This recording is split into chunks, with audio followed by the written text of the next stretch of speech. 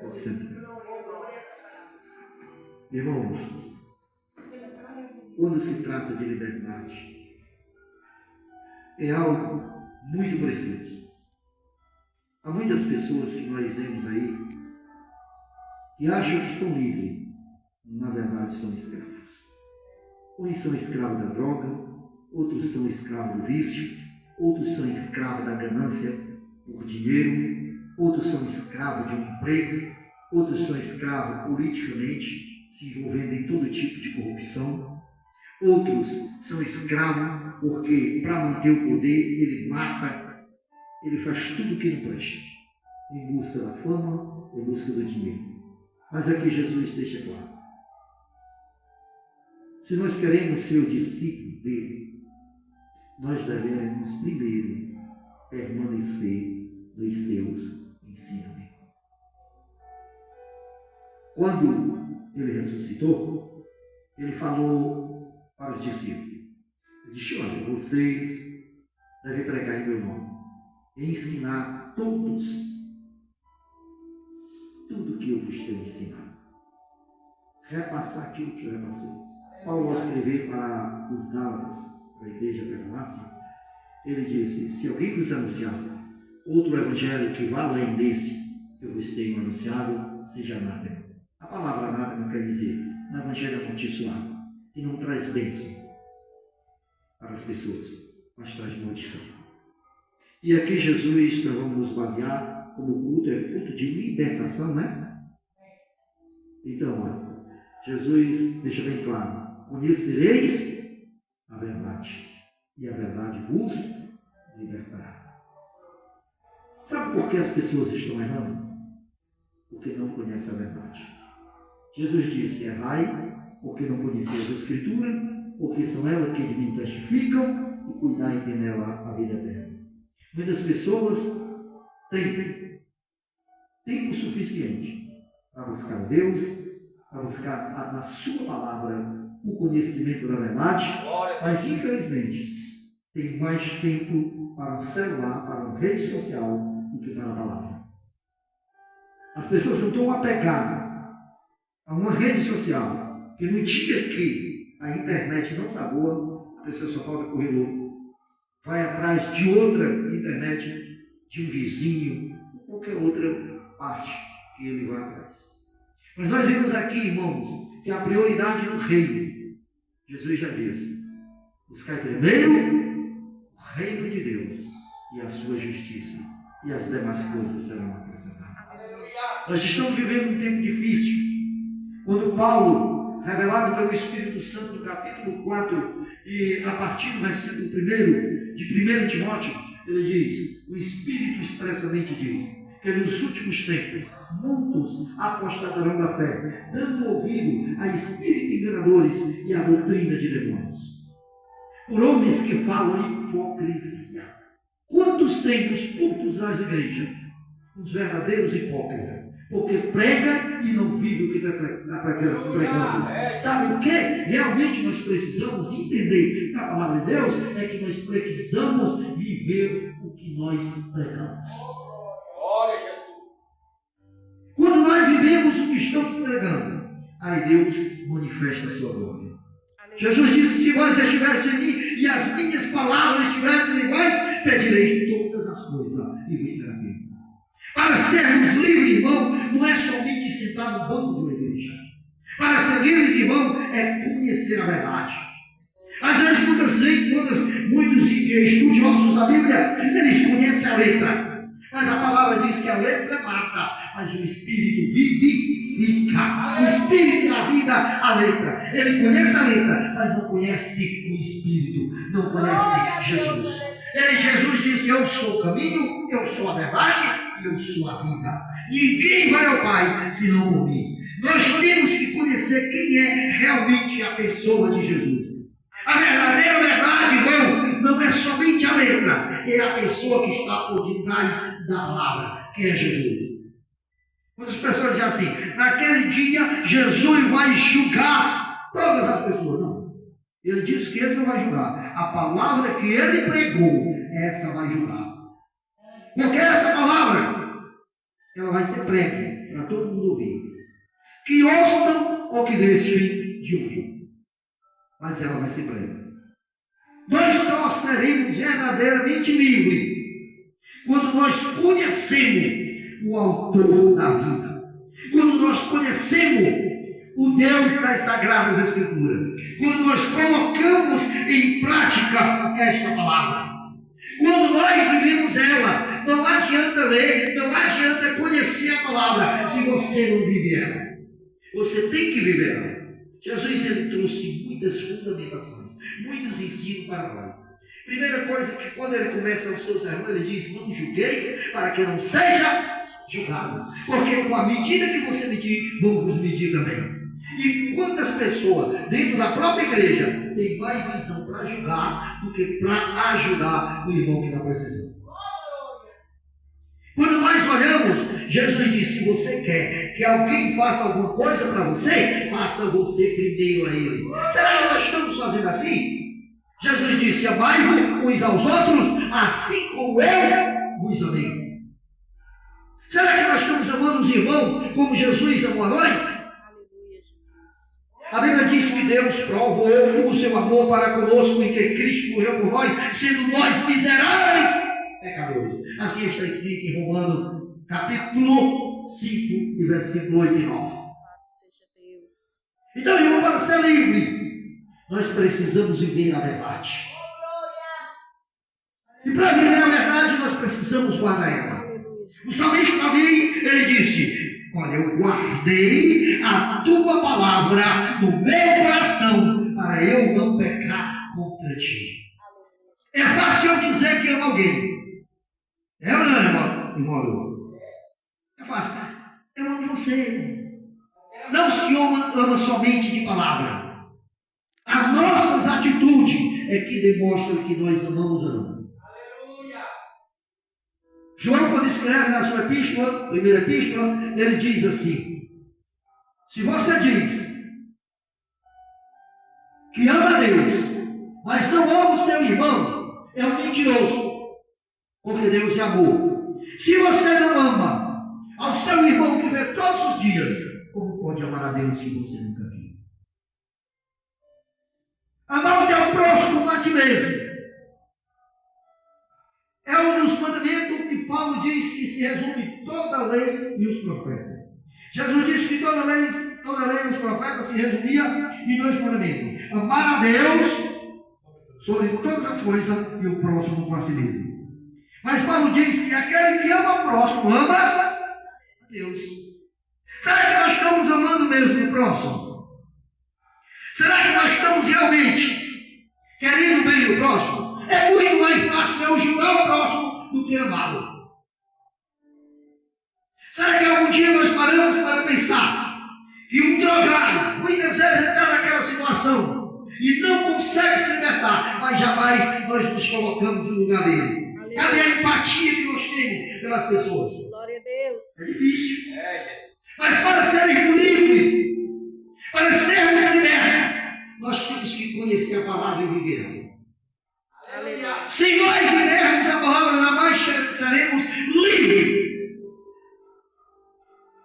Quando o salmista escreveu em um de seus salmos, ele disse: o laço se quebrou. O laço do passarinheiro se quebrou. A minha alma voou para o monte e eu sou livre. Aleluia. A verdadeira liberdade não é quando você possui dinheiro, uma casa bonita, que diz: eu estou livre financeiramente. Não. A verdadeira liberdade é quando você consegue atrair para si a paz interior. Quando você é capaz de olhar para si e se perdoar. É difícil você se perdoar por um erro que você comete. É ou não é? É mais fácil, irmão, eu olhar o erro do irmão do que olhar para os meus. Quando Jesus diz aquela mensagem, ele diz assim: antes de tu olhar o arqueiro que está no olho do teu irmão, olha a trave que está no teu. Porque uma trave é maior. Ela encobre a nossa visão. E então nós somos capazes de ver os erros dos outros e onde o nosso é muito maior. Então viver a palavra é se modelar por ela. é ser um exemplo. Quando Paulo escreve a Timóteo, ele diz assim: olha, e quem despreze a tua mocidade, vai ser tu o exemplo para os fiéis. Aleluia. Quando nós somos um exemplo, nós temos que ser um exemplo em casa, nós temos que ser um exemplo na rua, nós temos que ser um exemplo na comunidade, nós temos que ser um exemplo na nossa cidade, no nosso estado, no nosso país. Para que todos olhem para nós e digam, como disse aquela mulher a Eliseu: este aí é o verdadeiro homem de Deus. Porque subir no púlpito e dizer assim: vem cá, homem de Deus. E você às vezes conhece a vida e aquela pessoa é toda de pantelada. É verdade. Viu? Ser livre, irmão, é conhecer a Jesus. E para conhecer a Jesus, você tem que se tornar amigo dele. Aleluia, Jesus. E quando você se torna amigo, a coisa muda. Fica diferente. Uma das coisas que eu mais me admiro, irmão, é as pessoas dizerem assim: eu amo. E no outro dia está traindo. Quem ama não trai, irmão. Quem ama jamais trai. Aleluia. Porque o amor é algo baseado na palavra de Deus, é algo singular. É algo que não pode ser trocado por qualquer coisa. Paulo, ele diz que tem muitos que falam de amor, mas é só zoada. É como um sino que tine e um metal que zoa. Só faz zoada. Porque o amor é sofredor, o amor é benigno, o amor não tem inveja, o amor suporta tudo, tudo sofre, tudo espera, tudo suporta. Por quê? Porque o amor, ele vê com outra visão. Ele não vê da maneira que muitos veem. Às vezes uma pessoa tem paixão por outro, mas amor é diferente da paixão, porque amor é cuidado. Sabe por que Deus nos ama? Porque Ele cuida de nós. Se Ele cuida de nós, é porque Ele nos ama. Como disse Paulo ao Romano, como eu disse, né? Deus provou o seu amor para conosco, de que Cristo morreu por nós, sendo nós miseráveis pecadores. Quando você vai para 3:16 de João, diz assim: porque Deus amou o mundo. Essa palavra mundo ali não quer dizer que é o mundo, não. Está dizendo o homem. Deus amou o homem de tal maneira que deu o seu Filho unigênito para que todo aquele que nele crê não pereça, mas tenha a vida eterna. Quem tem o Filho, tem a vida. E quem não tem o Filho, não tem a vida, e a ira de Deus permanece sobre ele. Nós olhamos aqui, irmãos, muitas vezes, que nós achamos que somos livres, e muitas vezes somos escravos. Às vezes nós nos apegamos tanto ao emprego que a gente tem, que esquecemos do Senhor. A Bíblia diz que amar a Deus em primeiro lugar, sobre todas as coisas. E quando nós olhamos, nós estamos vendo que todas essas coisas estão tomando conta do nosso tempo. E não temos mais tempo para Deus. E quando nós não temos tempo para Deus, a Bíblia diz que o Espírito, ele geme. Ele se apresenta diante de Deus com gemidos e inexprimível intercedendo por nós. Aleluia, Jesus. Vivemos este tempo difícil, onde as pessoas não querem mais ser corrigidas, querem viver de todo jeito, de toda maneira, e acham que vão para o céu. O céu é renúncia. Jesus disse: quem quer vir após mim, negue-se a si mesmo, tome sua cruz e siga-me. Porque aquele que ama pai, ama mãe, ama amigo, ama filho, mais do que a mim, esse não é digno de mim. Para ser digno de Jesus, ele tem que ser o primeiro. A gente, muitas vezes nós falamos de idolatria, e botamos idolatria uma imagem de escultura. Mas idolatria é tudo aquilo que toma o lugar de Deus na sua vida. Aleluia, Deus. Tudo aquilo que toma o lugar de Deus na sua vida é idolatria. Se você venera mais o seu esposo ou a esposa do marido, então o Deus da sua vida é o seu esposo ou o seu marido. Ele é o seu ídolo. Ele está no lugar de Deus. Se você tem muito mais tempo para a internet do que para orar, para buscar a face de Deus, para ler a sua palavra, para colocar em prática, quem é que está sendo aí o seu Deus? A internet. E muitas vezes a gente pensa que idolatria é só a imagem da escultura. Não é isso. É tudo aquilo que ocupa o lugar de Deus. E precisamos nos libertar de tudo isso para podermos ser livres. E para sermos livres, precisamos conhecer a verdade. Conhecereis a verdade e a verdade vos libertará. Quando Moisés estava no Egito, Moisés ainda não sabia que ele era judeu, que ele era hebreu. Ele não sabia que ele era hebreu.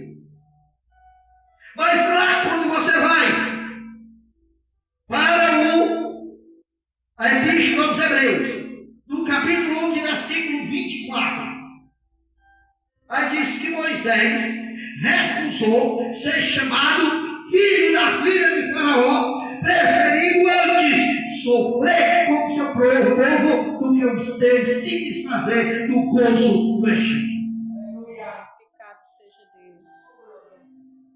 Moisés, ao teu encontro com Deus, ele reconheceu que seu pai Arão, antes dele sair da terra do Egito para a terra de Midian, Arão deu conselho a Moisés. E ensinou sobre o Deus verdadeiro, porque ele conhecia a idolatria do Egito. Ele não conhecia o Deus verdadeiro. Mas o seu pai Arão, ele instruiu ele antes dele sair. E falou sobre o Deus de seus antepassados. E Moisés, ao chegar em Midian, ele conheceu um sacerdote chamado Jetro, que era sacerdote do Deus Altíssimo. E certamente Jetro também o instruiu acerca do Deus verdadeiro. Tanto que os planos de Deus para Moisés foi um, mas os dos seus pais eram outro. Quando Deus providenciou a morte daquelas crianças, o plano de Deus era ocultar Moisés dentro do palácio. Era a única forma de Moisés escapar. Mas não era só isso que Deus queria fazer com Moisés. O que Deus queria fazer com Moisés era preparar ele. Preparar ele, porque, irmão, muitas vezes as pessoas questionam, mas para estar na frente de um povo é preciso ter uma preparação para suportar, porque vem crítica, vem zombaria, vem rebeldia, vem tudo. E Moisés precisava estar pronto, como o príncipe é pronto para assumir o trono. E era uma grande multidão, o povo que saiu do Egito. Alguns historiadores dizem que é mais de 2 milhões. E Moisés foi forjado com toda a ciência do Egito, com uma preparação para governar, para liderar uma nação. Mas quando Moisés saiu do Egito e começou a pastorear tudo o que ele tinha aprendido no Egito, ele esqueceu. Aleluia. Porque muitas vezes para nós sermos forjados por Deus para a obra dele, é necessário que o que nós aprendemos com a cultura secular, nós precisamos esquecer para ser guiado pelo Espírito, e as instruções têm que vir de Deus. Aleluia. Não se pode dirigir uma congregação como muitos estão dirigindo aí, sem tomar a direção de Deus. Antes de fazer alguma coisa, consultar a ele. Sabe por que Davi prosperou? Porque Davi, antes de ir para uma guerra, ele consultava a Deus. Aleluia. Sabe por que Saul não prosperou? Porque Saul queria manter o trono e Davi queria manter a presença. Glória a Deus. Entenderam aí?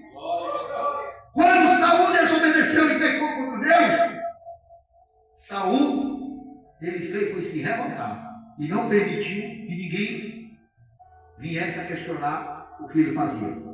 Quando Davi pecou, ele desceu do pó, tirou a coroa, desceu ali do trono, reconheceu que ele era humano, que tinha pecado. Aí a oração que ele faz no Salmo 51, ele diz: olha, Senhor, não retira de mim o teu espírito. Aleluia. Cria em mim, ou faz em mim um coração reto. Viu? Cria em mim um coração puro e renove em mim um espírito reto e não retire de mim o espírito. Sabe por quê, irmão, para ser livre? A verdadeira liberdade quem dá é Deus. Nós podemos até achar que somos livres, cidadãos livres, mas na verdade a maioria, mesmo dentro da igreja, ainda são escravos. Mas por que, irmão, você diz isso? Porque o próprio apóstolo Paulo, ao falar, ele diz: de tudo que o homem é vencido, disso ele é um escravo. Então, para ser livre, tem que ser assim. Moisés, irmãos, ele teve um encontro com Deus naquela sarça. E ali Deus, ele queria, assim como ele libertou Moisés da cegueira espiritual que ele estava, ele queria libertar o povo de Israel da terra do Egito e limpar eles de toda idolatria que o povo estava vivendo. Quando ele teve um encontro com Moisés, o que eu mais acho interessante, irmãos, é as desculpas que nós usamos para não fazer a obra de Deus, né, pastor? Nós usamos tanta desculpa, né? Muitas vezes para o nosso trabalho nós temos tempo. E quando é para Deus, estou cansado, não vou não. É ou não é assim? É desse jeito. Estou cansado. Eu acho que se for dizer assim, irmão, mas ali é para ganhar ali uma diária de R$200. Onde é, irmão? Acabou o seu cansaço. Moisés inventou várias desculpas. Primeiro, quando Deus apareceu para ele, tira as sandálias dos pés, porque o lugar que está é Aleluia, Deus. Aí Deus falou para ele: Moisés, eu ouvi o clamor do meu povo no Egito. Vi o sofrimento que eles tinham passado. Agora eu vou te enviar para lá. Glória a Quem sou Deus. eu? Aleluia, Jesus. Mas tu vai. Disse assim: Senhor, até está pedindo o sul. Começou a inventar desculpa. Aí por último ele vai e disse assim: mandou outro. Foi ou não foi? Sempre dizemos essa desculpa. Irmão, mande outro. Aí o pastor escala você para dirigir tudo. Irmão, tem outro. Não, mande outro. Jesus. Irmão, por que nós priorizamos as nossas coisas e não a de Deus? Ainda não somos livres, porque quem é livre é como disse Jesus para Nicodemo. Aquele que é nascido da carne é carne, o que é Glória nascido a do Deus. Espírito é Espírito, e o que é nascido do Espírito não sabe de onde vem nem para onde vai. Ô, glória. É, pastor? Você imaginou estar aqui na Juritiana? Não. Você imaginou, pastor? Está aqui, tá? Imaginou? Não. Nem conhecia esse lugar. Você imaginou? Nem sonhava. Ei, vocês imaginaram ir para um lugar que nem esse?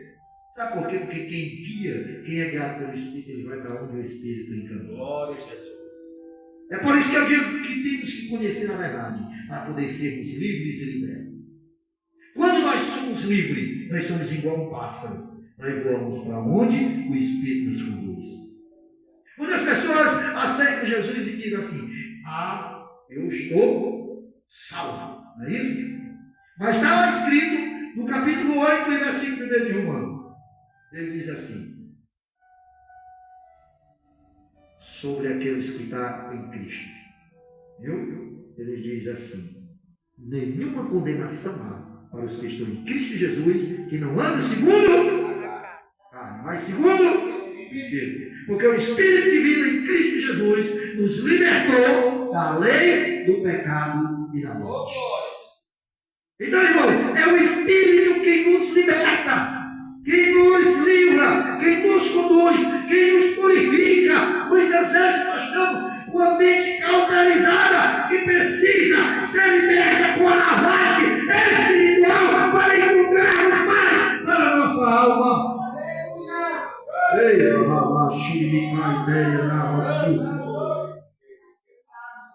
precisamos ter um encontro real com a pessoa de Jesus e sermos lavados por esta palavra e purificados pela chama abrasadora do Espírito Santo, que purificará o nosso pecado e nos conduzirá à presença de Deus puro e santificado. E façamos como disse Isaías: eis-me aqui, envia-me a mim. Mas para Deus envia ele, foi preciso que o anjo queimasse os seus lábios com brasa viva e retirasse dele toda a sua iniquidade. Muitas pessoas dizem assim: mas iniquidade não é pecado? É sim, mas iniquidade é diferente de pecado. Você sabia? Sabia, pastor? Sim. Iniquidade é diferente de pecado. Iniquidade, ela fica enraizada na pessoa. O pecado, ele é perdoado, mas a iniquidade fica lá dentro. A pessoa que já está pecando, para ele é Para ele se torna normal. normal já. Está dentro da igreja, para ele está pecando, Tá nem aí. é normal. Porque ali ele se tornou iníquo. E para sermos livres, é preciso que essa iniquidade seja arrancada, Glória a Jesus. tirada pela raiz. Aleluia. Aí sim, nós nos tornaremos verdadeiros discípulos de Jesus.